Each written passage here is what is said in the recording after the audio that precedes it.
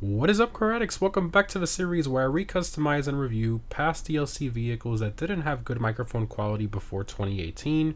So as always guys, feel free to let me know down below in the comments what car you want to see me recustomize next, and I'll display the most liked vehicle suggestion comment in the next customization video. So in today's video, we're going to be customizing the Rocket Voltic, which I did customize / review back in 2016.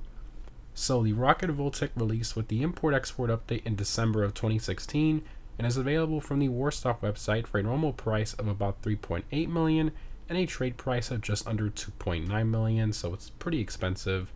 Now, unlike most special / weaponized vehicles these days in GTA Online that go in normal personal vehicle slots, this one actually requires you to own a specific property garage and specific spot in there as well that cannot be moved. And that's the import-export vehicle warehouse. This can be purchased from the computer in your CEO office, which is also required to own. But anyways, this property has the usual import / export business on top, and then an underground garage below it that stores exactly 8 special vehicles. Those are the Ramp Buggy, the Armored Boxville, the Rocket Voltic, Ruiner 2000, Phantom Wedge, Technical Aqua, Wastelander, and the Blazer Aqua. These were basically the first iteration of special vehicles in online with unique, crazy features and abilities. Now, the base Voltic is based on the original Tesla Roadster, the first gen, mixed with the Lotus Elise. And then, of course, Rockstar used their imagination, adding a rocket to the back of it, hence the Rocket Voltic. And it's actually kind of funny that they did this since the Voltic is obviously electric, kind of ironic there, but nowadays in GTA Online, there are multiple rocket cars, but the Rocket Voltic was the first one. Now, to customize the Rocket Voltic or to request it, drive it, you can, of course, drive it out of the vehicle warehouse, or, of course, you can call it in through the interaction menu, through the Manage Vehicles tab, and then the Request Special Vehicles section. So you cannot call it in through the mechanic, which is kind of strange, but again, first iteration of special vehicles, Rockstar was sort of trying to keep it a separate thing. But anyways, then you can bring it right into the normal custom shop. So this vehicle does not require you owning anything special to customize it, like an Avenger, MOC, etc. Again, normal custom shop, which is awesome. Alright, Rocket Voltic, let's do it. Meet supercar class, just like the regular Voltic. We got armor, brakes, engine, lights, do some xenons, plate.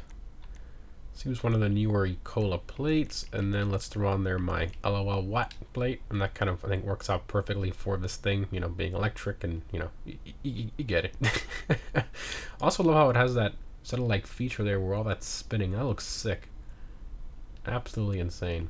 Love that. The detail of this thing is pretty incredible. We'll look at it outside more, but it's pretty incredible the detail they put on the rocket of this thing.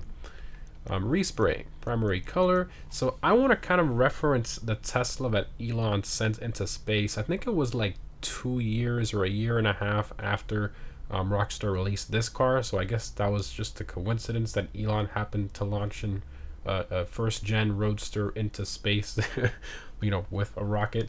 But I do want to kind of reference that.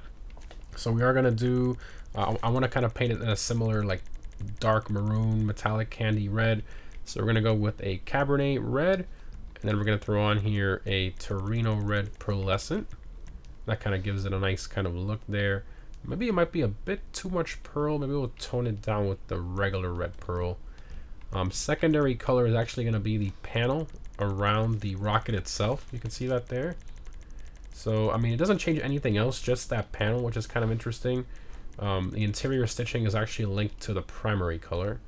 So I don't know. I mean, I was thinking maybe trying to kind of match the tanks, the blue tanks there, but I think that'd be kind of weird to have the blue back here. We could also do black, but then the pearlescent transfers over. Could also do chrome, which that actually looks really cool. I quite like that, actually. I think I might do that. It looks sick. What about the metals brushed black steel? Well, the pearlescent does kind of transfer there a little bit. That looks cool too. All right, let's do the chrome. Actually, I quite like that. We'll do that. What was our Kremlin for this car goes on the hood? Okay. Suspension, you can lower it, sure, why not?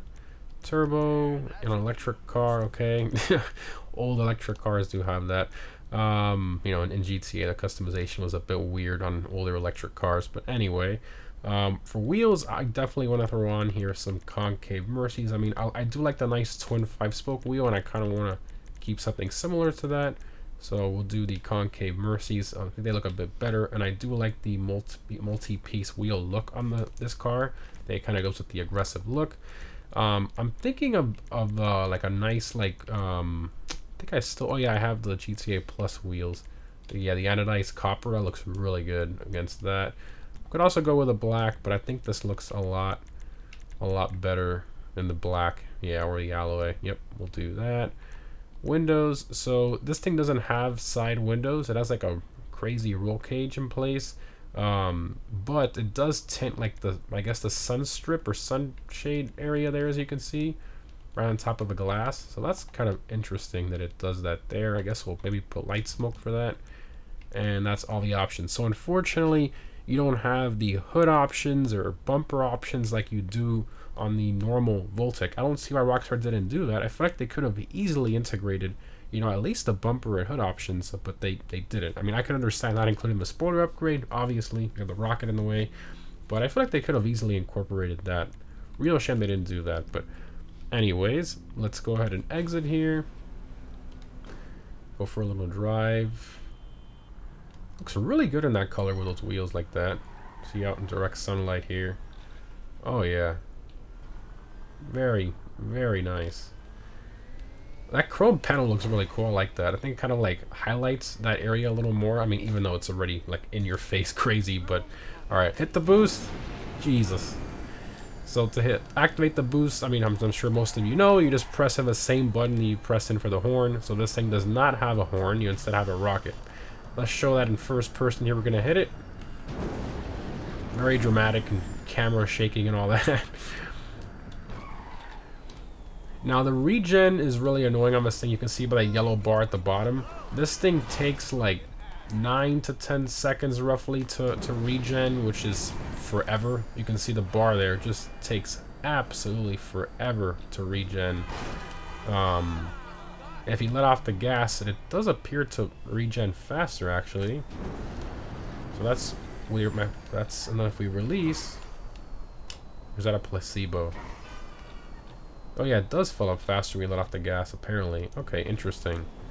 Now the Vigilante, you know, other older, or sorry, I should say newer rocket-powered cars, those actually regen like in 3 seconds or so. Doesn't matter whether you're on the gas or not. This thing, I mean, it was the first rocket-powered crazy car in the game, so unfortunately the regen is just really, really slow. Come to a complete stop, it's a lot faster, yeah. But those cars, I mean, they regen like in 3 seconds. This thing is like about 10 if you have your foot on the gas. I mean, it is kind of annoying, but it was the first iteration of this, so it kind of makes sense. Oh my god, that camera shaking is crazy. Oh man, obviously, you know, you really can't control, you know, when you hit that boost, you have to make sure that the direction you're going is exactly where you want to go, because you cannot turn. I mean, you kind of can, but you catch a little bit of air and you're kind of screwed. And then obviously with the rocket, you can do fun stuff with this, not just go fast in a straight line. If you take a jump, you angle it properly, you can, you know, hit the boost and go the direction you want. Oh, there's a car in the way there. Let me see if I can try to go like this and then hit the boost. I'll hit the lamp post, but got a little bit of a barrel roll out of it, and you can do different stunts like that. Boom. Very nice. Very nice. Yeah, this thing's a riot, but just like the Scramjet and other cars, I mean, you could easily land in the ocean or a water area if you're not careful, a lake or something. So you want to be very careful when you're boosting around on this thing. Do I think it's worth it these days in GTA Online? Honestly, not really. I mean, it's just kind of outdated by better cars in the segment that have weapons and stuff. There's really no need to own this thing. I mean, it does look cool and all that, but really not 100% worth it. But let's this thing does have a front compartment there. It's the same as the regular Voltic, the batteries and all that. And then of course you got the interior, which is changed a bit compared to the Voltic. You got all the panels and switches there, which looks really cool. You got the racing harness. You got the roll cage with the padding. You got the tanks back there. I mean, it's pretty cool the way Rockstar did this. I mean, the detail is there. I mean, very creative. Look at that. That's awesome. That is really, really cool. And the detail on the rocket itself is pretty nice, especially, you know, this thing being from 2016. That's so cool. They did a good job on this. And then when the boost is regenning, you can see right now we have like a full, I guess, flame you'd call it. And then if I boost, you can see it goes away, and then as the car regens, it starts getting brighter. See that? Look at that. Brighter and brighter and brighter and brighter. I mean, it's pretty cool. Very cool. So is it worth it these days? Personally, I don't think so. I think it's a bit overpriced. You know, you can get a lot better special ability cars for a lot, well, for similar money, and they just have better features. So yeah, but let me know what you guys think down below in the comments. I would take the ramp car 1,000 times over this, the ramp buggy. But you know, I just don't see a reason in owning this one in particular anymore. But anyways, again guys, hope you enjoyed. Thanks for watching, and I'll see you in the next one.